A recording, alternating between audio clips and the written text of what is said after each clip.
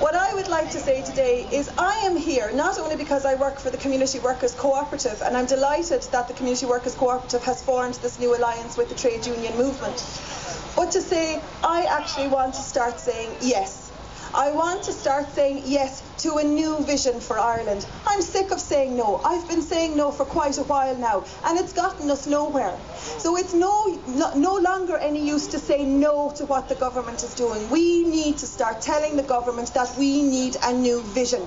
We need a new type of Ireland. We do not need to go back to the type of Ireland that has created the Celtic Tiger, but left us with what? Left us in quite a substantial mess, and left an awful lot of people living in poverty and living with inequality and social exclusion all around this country. It left so many people behind. Do we really want to go back to those years, or do we want a better future for our children and for ourselves?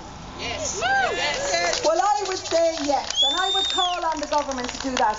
And we see increasingly there are people like economists, like our own Professor of Economics here in NUI Galway, like people like Michael O'Sullivan, like Michael Taft and other task economists, who were coming from a different ideology, a different perspective, and who were telling the government that cuts will get you nowhere, that what you will do by cutting is bring you into an increasingly bad spiral of economic cuts and an economic downturn. We need a different way, and economists are telling us that there is a different way, and that those economists do come from a different ideology, and I would say that it is an ideology that is shared by the community sector. And we need to be calling on all our politicians, we need to be calling on all of them to start listening to a different way, to start listening to civil society responses such as that you see over there from the community platform, that suggest there are different ways of taxing people who are earning enormous amounts of money, as opposed to cutting those with nothing. So I call on the government